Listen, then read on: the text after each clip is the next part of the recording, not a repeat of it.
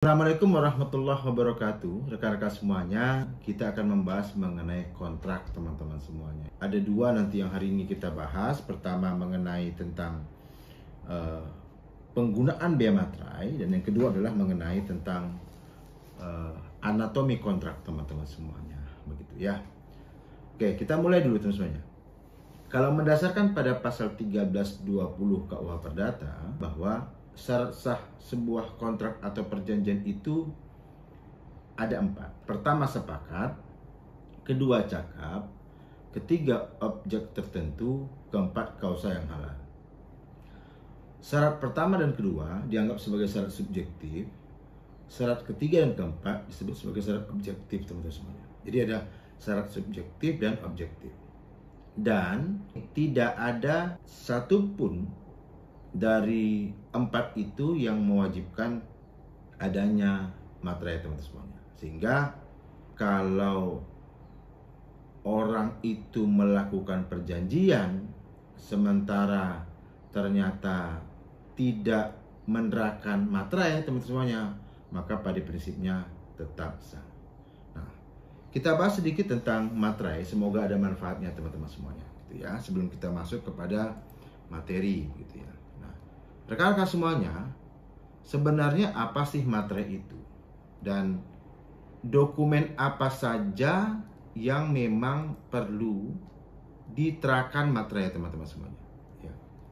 Kalau kita lihat di dalam Undang-Undang Bea Materai teman-teman semuanya, Undang-Undang Nomor 10 Tahun 2020 teman-teman semuanya. Nah, materai itu adalah pajak atas dokumen. Bea materai adalah pajak atas dokumen teman semuanya.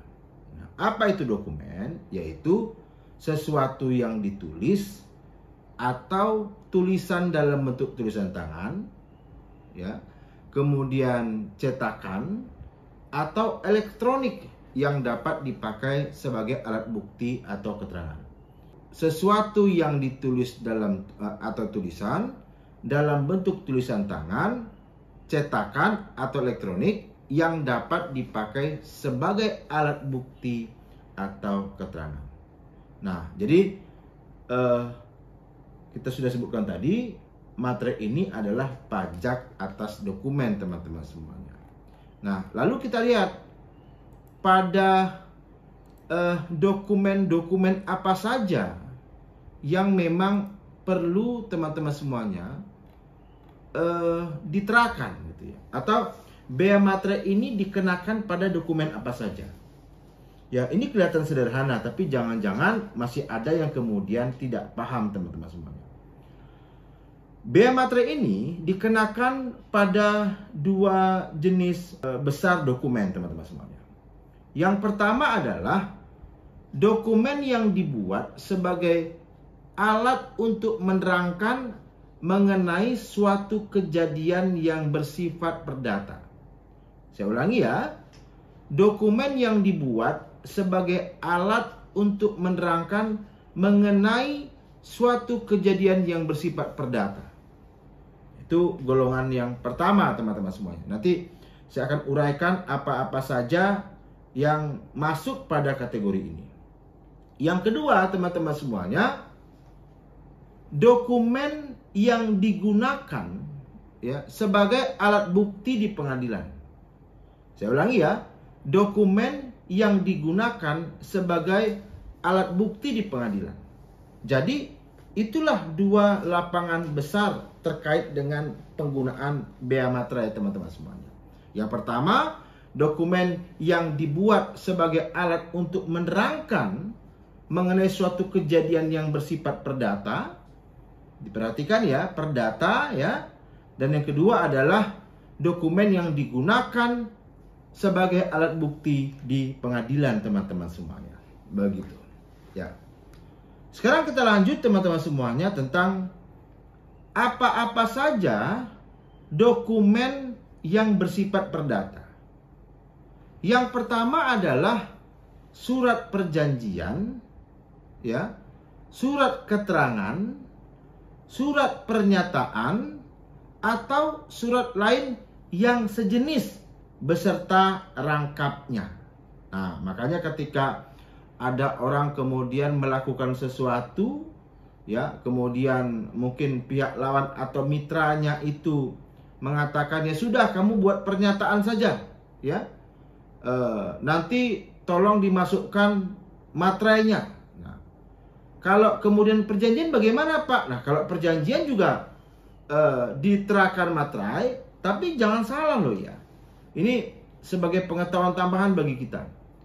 Ada juga orang yang kemudian membuat perjanjian itu ternyata aslinya hanya satu rangkap, teman-teman semuanya. Padahal kalau menurut saya, kalau para pihaknya dua, ya tetap aslinya itu dua, teman semuanya. Karena dia rangkap, Pak. Makanya nanti di bagian akhir dikatakan, demikianlah perjanjian ini dibuat dalam dua rangkap yang masing-masing mempunyai kekuatan hukum yang sama, teman-teman semuanya. Jadi nanti ketika si A dan si B membuat perjanjian, maka rangkapnya si A ini yang ditandatangani oleh si A pada materainya, itu yang megang adalah B. Demikian juga sebaliknya, teman-teman semuanya. Yang kedua adalah akta notaris beserta grus, salinan, dan kutipan.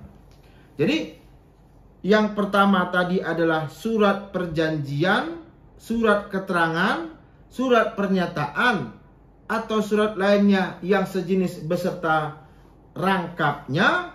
Dan yang kedua adalah akta notaris beserta grus, salinan, dan kutipannya, teman-teman semuanya. Jadi intinya adalah semua akta yang dibuat di hadapan notaris itu mesti menggunakan materai. Oke ya. Yang ketiga, akta pejabat pembuat akta tanah beserta salinan dan kutipannya. Saya ulangi ya. Akta pejabat pembuat akta tanah beserta salinan dan kutipannya. Itu yang ketiga, teman-teman semuanya. Nah, yang keempat, surat berharga dengan nama dan dalam bentuk apapun. Surat berharga dengan nama dan dalam bentuk apapun, teman-teman semuanya. Yang kelima, dokumen transaksi surat berharga, termasuk dokumen transaksi kontrak berjangka dengan nama dan dalam bentuk apapun.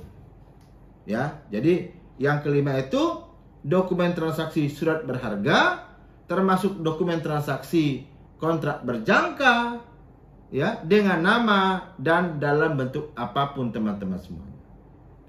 Berikutnya yang ke-6, dokumen lelang yang berupa kutipan risalah lelang, minuta risalah lelang, salinan risalah lelang, dan grus risalah lelang, teman-teman semuanya. Nah, lalu kalau teman-teman pernah menggunakan gitu ya, atau melihat kwitansi, teman-teman semuanya, maka secara prinsip kwitansi pun juga salah satu dokumen yang menggunakan materai. Timbul pertanyaan, pada nilai jumlah berapa ya materai itu digunakan? Nah, kita masuk pada poin begini. Materai digunakan pada dokumen yang menyatakan jumlah uang dengan nilai nominal lebih dari 5 juta rupiah yang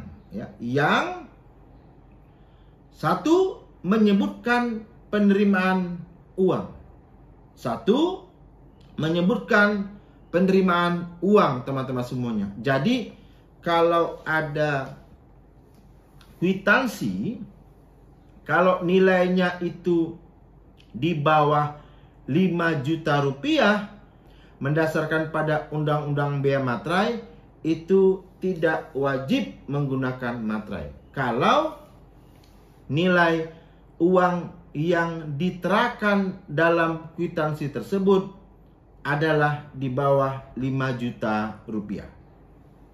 Berikutnya adalah berisi pengakuan bahwa utang seluruhnya atau sebagiannya telah dilunasi atau diperhitungkan. Nah, jadi teman-teman semuanya, ya, kalau kita balik lagi ke atas, teman-teman semuanya, ada 2 kelompok besar ya. Kapan materai itu digunakan, teman-teman semuanya. Yang pertama adalah pada dokumen yang dibuat sebagai alat untuk menerangkan mengenai suatu kejadian yang bersifat perdata. Dan yang kedua adalah dokumen yang digunakan sebagai alat bukti di pengadilan, teman-teman semuanya. Nah, tadi sudah kita bahas apa-apa saja dokumen yang termasuk kepada dokumen yang merupakan bagian dari perdata, teman-teman semuanya. Kemudian kita lanjut begini, ya. Tadi sudah kita tunjukkan, dan yang H adalah dokumen lain yang ditetapkan dengan peraturan pemerintah. Nah, teman-teman semuanya, untuk saat ini, ya, dokumen itu ketika diterakan materai, dia menggunakan satu tarif tetap, teman-teman semuanya. Tidak seperti dahulu ya, yang ada 2 jenis ya, baik itu materai dengan nilainya adalah Rp6.000 dan Rp3.000. Semoga ini bisa menjawab tentang kekhawatiran kalau sebuah perjanjian itu tidak menggunakan materai, sah atau tidak. Nah, teman-teman lihat tadi ya, karena yang namanya materai itu kan adalah sebenarnya merupakan pajak atas dokumen, teman-teman semuanya. Begitu. Oke, kita lanjut tentang perjanjian, teman-teman semuanya. Ya. Saya ulangi, teman-teman semuanya, secara prinsip kan perjanjian itu adalah proses dari sebuah negosiasi. Ya. Jadi kalau kita belajar bikin kontrak, ada yang namanya posisi namanya prakontrak, pembuatan kontrak, dan pelaksanaan kontrak. Tentang materai diatur undang-undang juga ya Pak? Ya, kan sudah saya bahas tadi. Ya, jadi ada namanya undang-undang bea materai, teman-teman semuanya. Nah, kenapa saya bahas itu? Ya, harapannya jangan sampai kita kemudian mendapatkan informasi yang tidak benar. Mari kita kemudian kalau membahas sesuatu itu, dasarkanlah pada aturan hukum yang ada. Balik lagi teman-teman semuanya, bahwa prinsipnya kalau kita buat kontrak itu pahami bahwa itu adalah bagian dari sebuah proses negosiasi, teman-teman semuanya. Ya.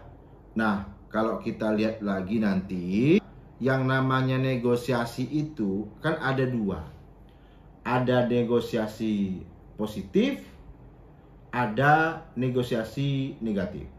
Dengan perkembangan jasa hukum sekarang, saya yakin kalau teman-teman semuanya memang memilih berprofesi di bidang hukum, ternyata kita nggak bisa hanya kemudian mendasarkan pada mudah-mudahan ada perkara yang datang kepada saya, mudah-mudahan ada orang yang kemudian kebetulan bermasalah lalu membutuhkan jasa hukum datang kepada saya. Kalau itu yang kemudian tanda kutip masih diharapkan, kan mau nggak mau kita kesannya adalah praktek konvensional, teman-teman semuanya gitu ya. Sehingga perkembangan jasa hukum sekarang orang sudah mengharapkan bahwa kamu selain ketika ada masalah bisa nggak bantu saya untuk memitigasi risiko, ya? Bisa nggak kemudian kamu memprediksi apa yang sebenarnya mungkin terjadi? Yang namanya membuat sebuah perjanjian itu, lagi-lagi saya katakan, ada misi di dalamnya, teman-teman semuanya. Ada misi. Jangan dikira bahwa orang bikin kontrak itu tidak punya misi, teman-teman semuanya. Ya, karena minimal ada 3 misi yang kemudian harus kita jadikan ukuran. Yang pertama adalah dengan membuat kontrak yang baik, maka secara maksimal itu akan mengakomodasi perlindungan para pihak itu sendiri. Jika memang yang membuat kontrak itu atau bernegosiasi itu adalah dianya, teman-teman semuanya. Yang kedua, kalau dia dalam konteks mewakili orang lain, maka harapannya adalah akan dapat mengakomodasi perlindungan hak orang yang diwakilinya. Yang kedua, menghindari atau meminimalisasi potensi masalah. Ya, jangan pernah berpikir bahwa nggak apa-apa, tanda tangan saja dulu, toh nanti kita bisa adendum. Hati-hati, baca pasal 1338 KUH Perdata. Intinya apa? Intinya, kalau nantinya ada sebuah kontrak yang sudah ditandatangani, itu kan masuknya azas pacta sunt servanda. Itu mengikat dan harus dipatuhi layaknya kita mematuhi sebuah undang-undang. Dan tidak bisa ditarik mundur, teman-teman semuanya. Ya, kalaupun mau dirubah, haruslah dengan kesepakatan kedua belah pihak. Nah, maka seriuslah untuk memberikan jasa hukum, contohnya begitu. Kalau umpamanya Anda diberikan kesempatan dapat rezeki untuk mewakili seseorang untuk menyusun kontrak, tolong perhatikan tentang negosiasi. Nanti kita bahas sedikit. Jadi menghindari atau meminimalisasi potensi masalah.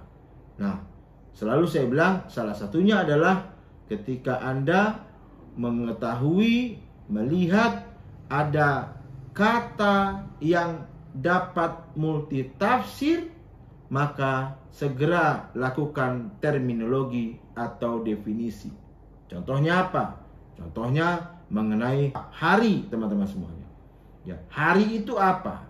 Ya, apakah hari apakah itu harinya adalah hari kerja ataukah kemudian hari kalender, teman-teman semuanya. Kemudian malam, apa itu malam? Ya, kalau kita mengacu pada KUH pidana, malam itu adalah waktu di antara matahari terbenam dan matahari terbit. Ini penting, teman-teman semuanya, gitu ya. Yang ketiga, meminimalisasi resiko biaya dalam hal sengketa tidak dapat dihindarkan. Itu, teman-teman semuanya, 3 misi dalam perancangan kontrak, teman-teman semuanya. Baik, kita lanjut ya. Nah, kontrak itu kalau kita lihat, itu kan wujud akhirnya kan hanyalah dokumen yang berisi rangkaian kata, teman-teman semuanya. Paragraf-paragraf, teman-teman semuanya, gitu ya.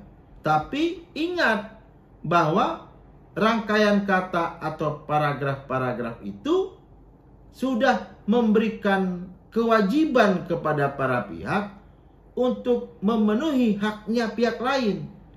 Ya, jadi kalau dalam pasal 1234 bilang, itulah yang dikenal sebagai prestasi.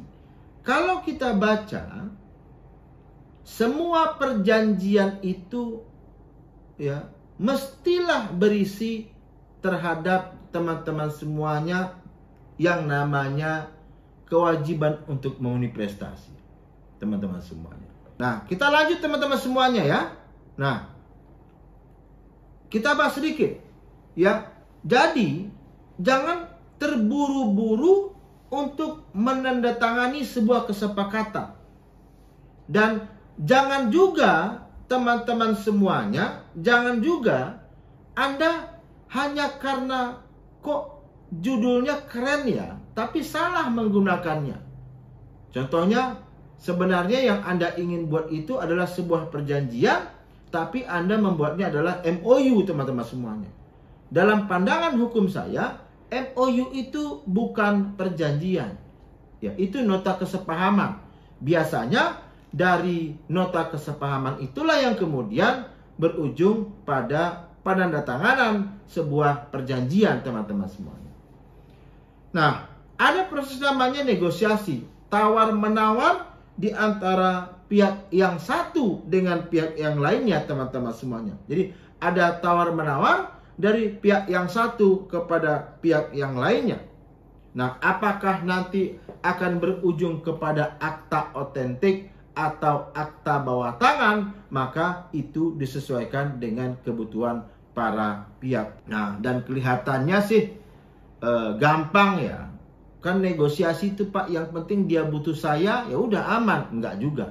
Seorang negosiator yang baik itu sebaiknya memiliki sifat-sifat: satu, kemampuan berkomunikasi yang baik. Ya, dalam sebuah komunikasi itu tanpa sadar kan ada 3 yang perlu kita cermati. 1, pemberi pesan.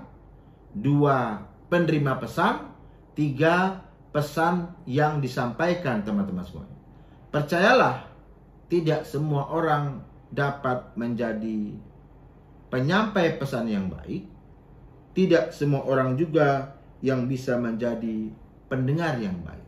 Ternyata, teman-teman semuanya, mendengarkan itu juga butuh proses atau upaya yang besar menurut saya. Ya, makanya selalu saya bilang di kelas itu, Anda tahu nggak apa sih gunanya kuliah ini? Ya, produk akhirnya Anda dapat gelar sarjana. Tapi, ya normalnya 4 tahun lah ya, bisa lebih cepat, bisa lebih lama. Tapi, sebenarnya dalam waktu 4 tahun ini, Anda sudah banyak belajar. Contohnya, bagaimana harus masuk tepat waktu. Bagaimana di kelas kemudian Anda harus bersikap yang baik. Ya, bagaimana kemudian Anda harus dihadapkan pada tugas-tugas. Jangan pernah ngeluh ketika dosen ngasih tugas. Kenapa? Karena toh nantinya ketika Anda sudah lulus S1, kan Anda itu kewajibannya yang mengerjakan tugas. Dibayar pun juga, saya ulang ya, dibayar pun juga itu kan untuk membantu pekerjaan orang lain, teman-teman semuanya. Ya. Kalau Anda sedikit-sedikit mengeluh, ya mau jadi apa nantinya, begitu ya. Yang kedua, supel. Yang ketiga, keterampilan teknisnya harus mampu. Dan yang keempat, memiliki rasa simpati yang tinggi, teman-teman semuanya. Baik. Ada anatomi atau bagian dari sebuah perjanjian, teman-teman semuanya. Tapi sebelum itu, kita akan bahas ada 3 unsur yang harus dipahami dulu oleh seorang perancang kontrak. Harapannya nanti ketika merancang kontrak itu tidak salah menempatkan unsur-unsur tersebut. Ya, karena begini, jangan sampai nanti umpamanya nih ya, judulnya adalah pinjam pakai, tapi ketika kita baca itu kok kesannya malah sewa menyewa ya Pak. Atau itu adalah hibah, tapi ternyata yang tertuang berbeda ya Pak. Nah, teman-teman semuanya, ya, ada 3 unsur dalam sebuah kontrak, teman-teman semuanya. Pertama, ada namanya unsur esensialia. Yang kedua, unsur naturalia. Dan yang ketiga, unsur aksidentalia. Dalam pembuatan perjanjian, apa perlu saksi Pak? Perlu. Kalau saksi tidak bisa hadir, tapi ikut tanda tangan, lah, dia kan nggak hadir. Gimana caranya ikut tanda tangan? Ya, saya masih ingat betul ketika waktu itu saya magang di kantor notaris ketika saya sedang menempuh pendidikan magister kenotariatan.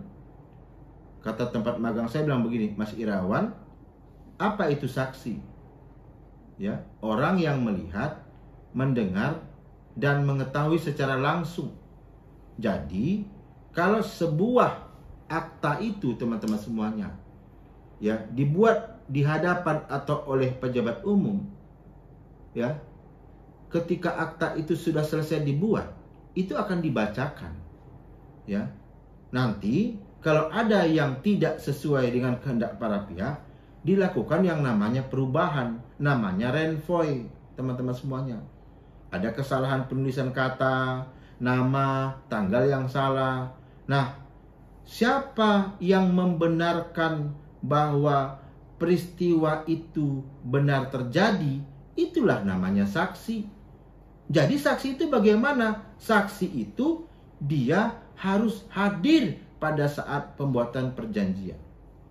Ya, ada yang pernah nanya kepada saya, Pak Irawan, apakah saksi itu punya kriteria? Punya. Mulai dari usianya, bahkan dia mampu baca tulis atau tidak. Karena ada yang nanya begini, Pak Irawan, kalau orang tidak bisa baca tulis, bisa nggak? Boleh nggak dia bikin perjanjian? Contohnya akta jual beli tanah. Saya bilang, ya boleh. Kenapa begitu? Kan syaratnya punya uang. Ya, gimana dia mau beli gimana dia mau beli tanah kalau dia nggak punya uang? Dan nggak mungkin dong, gara-gara dia tidak bisa baca tulis terus dia nggak bisa beli tanah. Ya, tapi ingat, ya kan si PPAT-nya kan akan membacakan teman-teman semuanya, begitu ya, akan membacakan. Nah, menguji bahwa akta itu benar dibacakan, menguji bahwa apa yang dibacakan sesuai dengan yang dituangkan, siapa yang nantinya bisa kita minta keterangan, itulah saksi. Jadi jangan dibayangkan jadi saksi pembuatan sebuah perjanjian itu pekerjaan atau peristiwa yang sederhana. Tidak, teman-teman semuanya. Nanti kita bahas itu di bagian penutup akta, nanti ada, gitu ya. Nah, unsur-unsur kontrak ini teman-teman semuanya, satu namanya unsur esensialia, yaitu unsur yang selalu harus ada dalam sebuah kontrak. Jadi, kalau unsur itu tidak terpenuhi, maka kontrak itu menurut saya juga menjadi tidak tepat. Dan ingat, masing-masing kontrak itu punya unsur esensialia yang berbeda. Saya contohkan 3 ya. Pertama namanya perjanjian jual beli. Ya. Yang kedua, perjanjian sewa-menyewa. Yang ketiga, ada namanya perjanjian pinjam pakai. Teman-teman semuanya, di dalam, kalau Anda baca nanti buku 3 KUH Perdata, sebenarnya ada istilah begini. Ada namanya perjanjian bernama dan perjanjian tidak bernama. Ya. Ada yang mengistilahkan namanya perjanjian nominat dan innominat, teman-teman semuanya. Perjanjian bernama itu apa? Sederhananya adalah perjanjian-perjanjian yang bentuk dan unsur-unsurnya sudah dibahas dan dituangkan dalam buku 3 KUH Perdata. Pinjam pakai, sewa menyewa, jual beli, gadai, itu masuk kepada perjanjian bernama. Namun, di luar perjanjian bernama itu ada praktek-praktek yang ternyata berkembang di masyarakat, tapi belum diatur dalam buku 3 KUH Perdata. Contohnya apa? Sewa guna usaha. Apalagi sewa beli. Itulah yang kemudian nanti kita kenal, ada istilah namanya leasing dan sebagainya, teman-teman semuanya. Yang kedua adalah unsur naturalia, yaitu apa? Unsur yang oleh undang-undang diatur dalam KUH Perdata. Kalau memang teman-teman semuanya ada hal-hal yang belum diatur secara tegas dalam perjanjian, maka kembalinya pada apa yang diatur dalam KUH Perdata. Ya, itulah yang dikenal dengan istilah namanya unsur naturalia. Beri contoh Pak Irawan. Oke, kita contohkan begini. Kalau ada orang yang menyewa sebuah rumah, ya, menyewa sebuah rumah, lalu di perjalanan sewa menyewa itu rumah tersebut dijual oleh yang menyewakan. Pertanyaannya adalah, bisakah si pemilik rumah tersebut memutus sewa itu dan mengatakan, "Pak, Bapak kan nyewa rumah saya." "Iya, saya telah menjual rumah ini kepada Tuan B.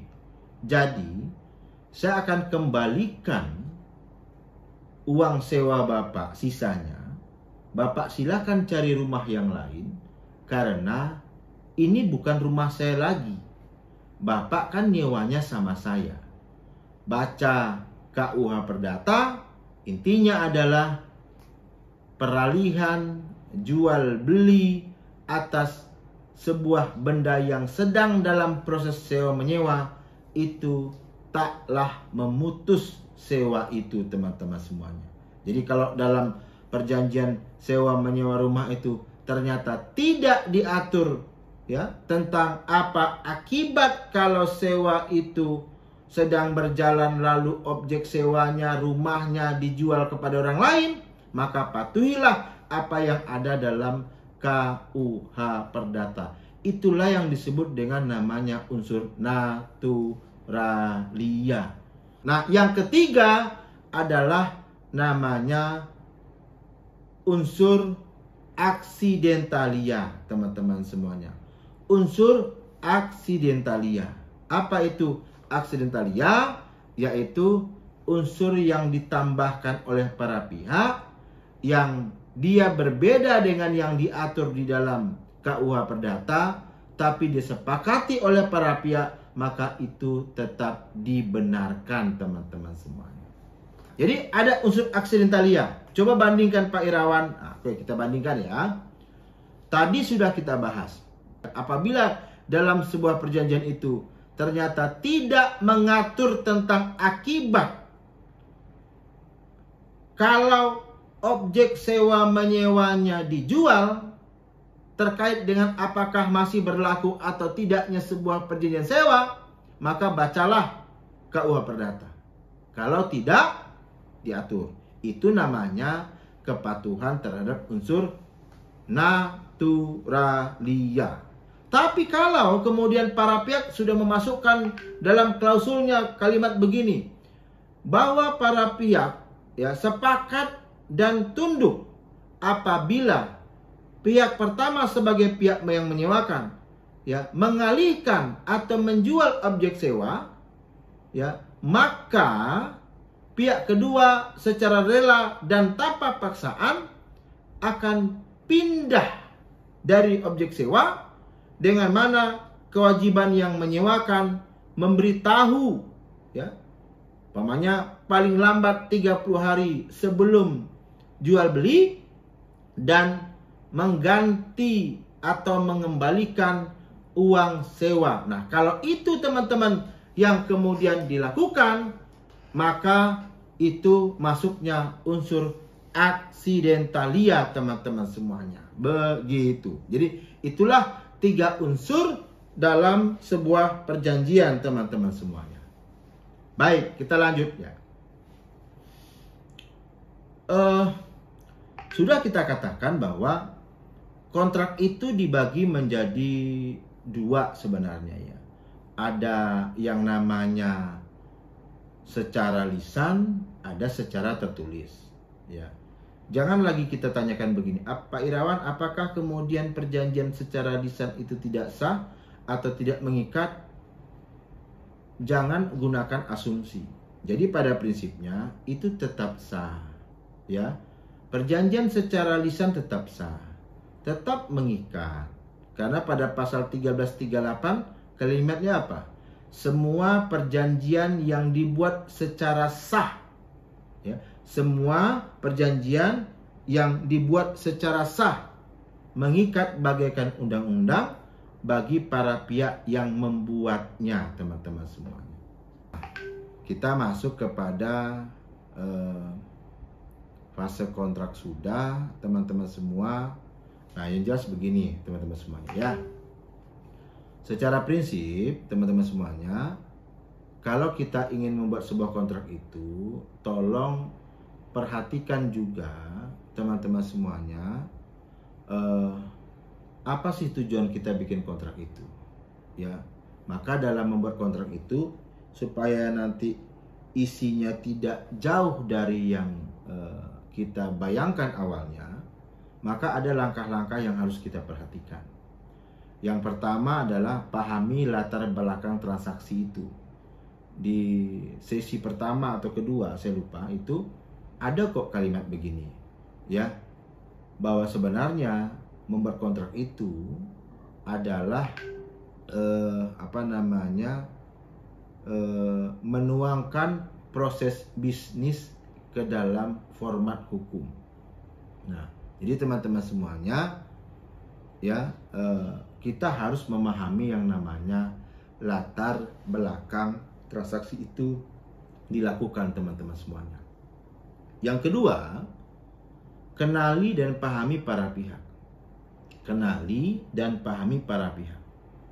Nah, yang ketiga, kenali dan pahami objek transaksi. Kenali dan pahami objek transaksi. Seorang perancang kontrak, teman-teman semuanya, bukan berarti hanya cukup pada, oh kan aku ngerti hukum kontrak, kawan. Hukumnya aku paham kok. Tapi mengenai apa yang akan dibuat, aku kan nggak perlu tahu. Ya, teman-teman semuanya, kalau menurut saya itu kurang tepat, ya. Karena apa? Karena ada fase harus yang namanya riset, teman-teman semuanya. Kalau buat perjanjian itu ada azas namanya kebebasan berkontrak. Ya. Apa itu kebebasan berkontrak? Sederhananya begini. Silakan Anda buat perjanjian, ya, tentang apa saja, dengan siapa saja, atau membuat atau memilih tidak membuat. Itu monggo. Tapi perhatikan juga apakah kontrak yang Anda buat itu dibolehkan nggak menurut undang-undang? Dibolehkan nggak menurut undang-undang? Kalau memang tidak diatur atau tidak dibolehkan, ya jangan dibuat, teman-teman semuanya. Karena secara prinsip, teman-teman semuanya, bisa belum tentu boleh. Kalau kami memilihnya, melakukannya, membuatnya, bagaimana kira-kira Pak Irawan? Ya saya nggak bisa larang. Tapi secara hukum, jika terjadi sebuah peristiwa di mana perjanjian tersebut diingkari, ya Anda nggak juga bisa nuntut. Kenapa? Karena dari awal perjanjian itu tidak memenuhi kausa yang halal gitu loh, teman-teman semuanya. Apa yang mau dipaksakan gitu, teman-teman semuanya. Gitu, ya. Kemudian cari dan pahami dasar hukumnya. Kemudian susun garis besar transaksinya dan susun pokok-pokok transaksi, teman-teman semuanya. Kemarin sudah kita bahas bahwa prinsipnya ada 2 akta. 1 akta otentik, 2 akta bawah tangan, teman-teman semuanya. Jadi dalam prakteknya itu, akta otentik itu apa? Baca pasal 1868 KUH Perdata. Akta bawah tangan itu apa? Baca pasal 1874 sampai 1879 KUH Perdata, teman-teman semuanya. Di situ dikatakan akta bawah tangan adalah akta yang sengaja, ya, akta yang sengaja dibuat untuk pembuktian para pihak tanpa bantuan seorang pejabat. Jadi gitu ya, teman-teman semuanya, akta yang sengaja dibuat untuk pembuktian oleh para pihak, ya, tanpa bantuan seorang pejabat, teman-teman semuanya. Jadi dalam prakteknya itu, kalau dia adalah akta bawah tangan, para pihaknya pembuatnya hanyalah para pihak. Tapi kalau dia aktanya adalah akta otentik, maka ketika akta itu dibuat, hadir pihak ketiga, yaitu pejabat umum. Bisa dia notaris, bisa dia PPAT, bisa dia PPAIW, bisa dia PPAK, teman-teman semuanya. Oke ya. Baik. Nah, kita lanjut tentang anatomi, teman-teman semuanya. Prinsipnya adalah ada yang namanya istilah anatomi akta atau bagian dari akta itu, teman-teman semuanya. Kalau Anda lihat dalam Undang-Undang Nomor 2 tahun 2014, teman-teman semuanya, ya, ini memang agak berbeda akta bawah tangan dengan akta otentik, ya. Jadi gini, kalau akta bawah tangan mesti kalimat begini kan, perjanjian jual beli yang bertanda tangan di bawah ini, gitu ya. 1, siapa namanya dan seterusnya, 2 dan seterusnya, begitu ya. Tapi kalau dia itu akta otentik, maka harus diperhatikan betul tentang bagian-bagian itu. Ingat ya, tentang namanya apa itu akta otentik, ya, akta yang dibuat dalam bentuk yang ditentukan oleh undang-undang. Jadi tolonglah sesuai dengan yang dibuat dalam bentuk yang dimintakan oleh undang-undang. Nah, untuk akta notaris, setiap akta itu terdiri atas, ya, 1 namanya awal akta atau kepala akta. Awal akta atau kepala akta. Yang kedua, badan akta. Yang ketiga, akhir atau penutup akta. Apa saja yang tertuang atau menjadi bahagian dari awal akta itu? Pertama namanya judul akta. Yang kedua, nomor akta. Yang ketiga, jam, hari, tanggal, bulan, dan tahun. Ya. Dan yang keempat, nama lengkap dan tempat kedudukan notaris, teman-teman semua. Ya. Inilah 4 bahagian dalam, teman-teman semuanya, awal akta atau kepala akta, teman-teman semuanya. 1, judul akta. Judul akta itu tidak perlu terlalu panjang dan juga nggak terlalu pendek. Anda umpamanya bikin judulnya adalah perjanjian, itu nggak mencerminkan apapun kan? Ya. Tapi kalau di dalamnya adalah terkait dengan jual beli, maka teman-teman semuanya itu cukup kita katakan perjanjian jual beli. Ya, walaupun yang dijual belikan itu motor kah, mobil kah, rumah kah, gitu ya, maka tetap adalah akta jual beli. Yang kedua, nomor akta. Memang teman-teman semuanya, seorang notaris itu harus menyebutkan nomor pada akta yang dia buat, ya, dan itu setahu saya nomor itu selalu diawali dengan nomor 1 di awal bulannya, teman-teman semuanya. Oke, kita lanjut ya. Badan akta itu memuat, teman-teman semuanya, A, nama lengkap, ya, tempat dan tanggal lahir. Ini jangan dibantah ya, karena ini undang-undang yang membuatnya. Ya. Jadi ada namanya bagian itu namanya komparisi atau bagian yang menerangkan tentang identitas para pihak. Ini pendapat saya, ini sesuatu yang harus hati-hati.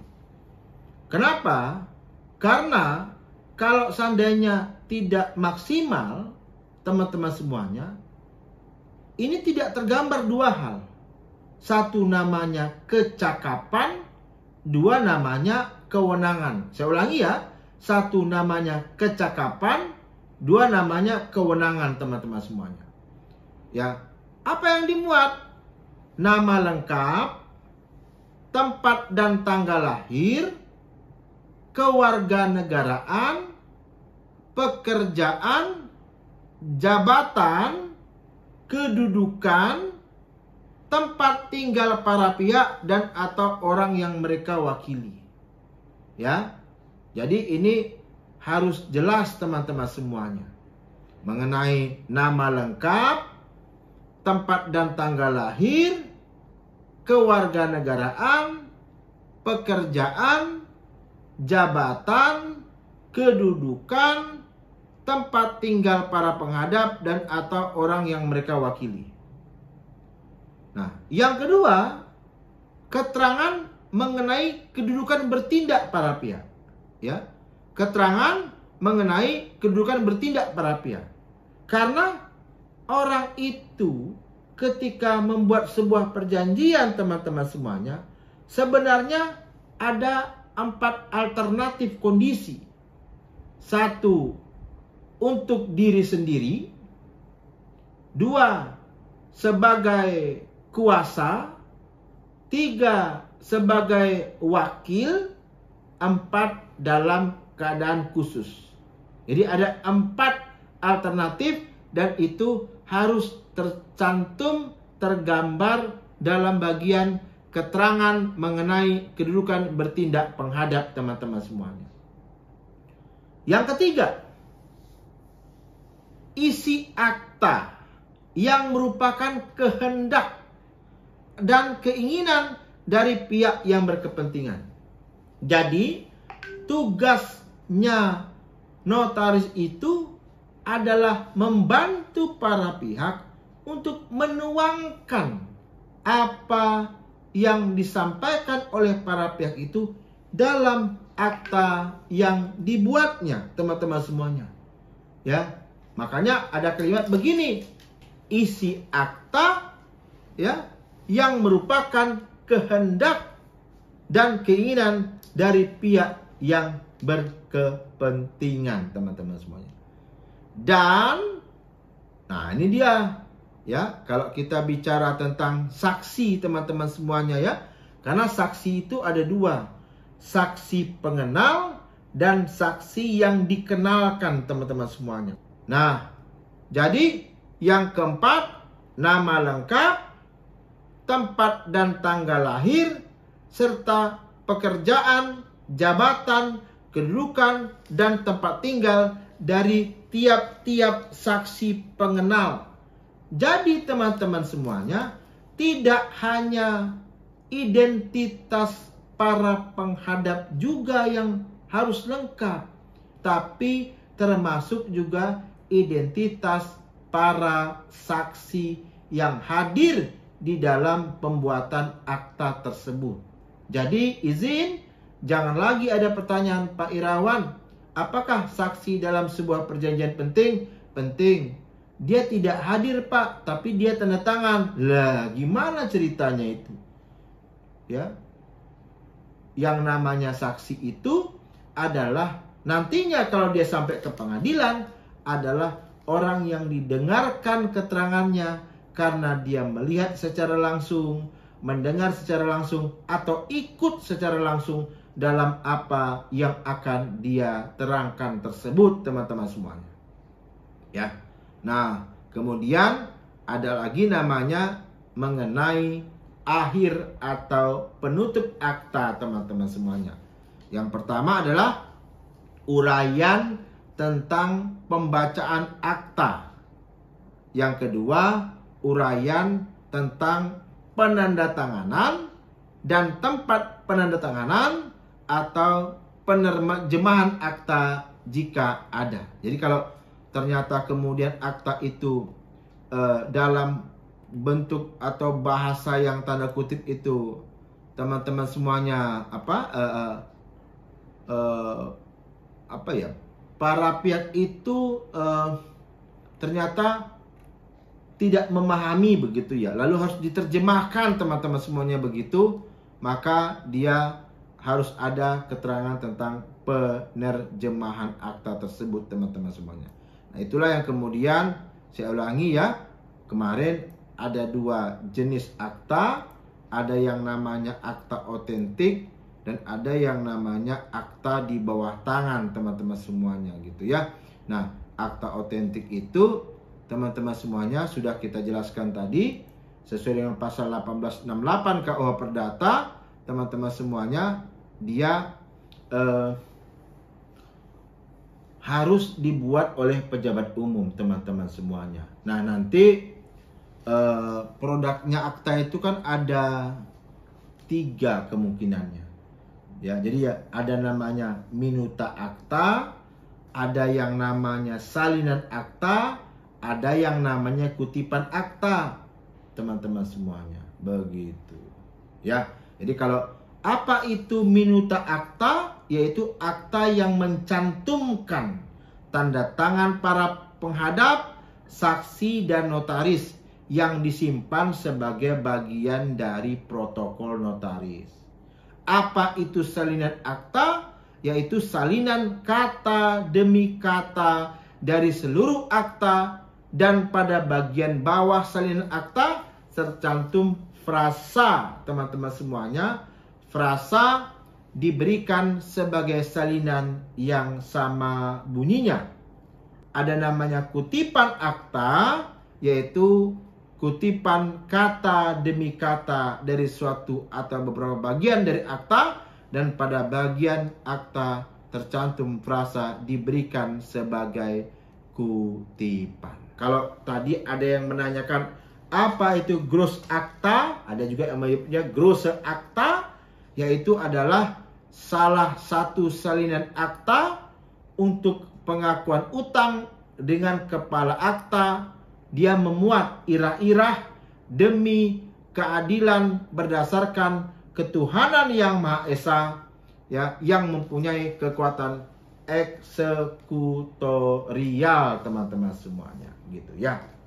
Oke, jadi ada yang namanya awal akta, ada yang namanya isi akta, ada yang namanya penutup akta atau akhir akta, teman-teman semuanya. Dan tolong diperhatikan ya, ada kewajiban bahwa akta itu haruslah dibacakan, teman-teman semua. Ya, karena kalau kita lihat dalam pasal 16 ayat huruf M-nya mengatakan begini. Salah satu tugas notaris itu adalah membacakan akta. Tolong diperhatikan ya.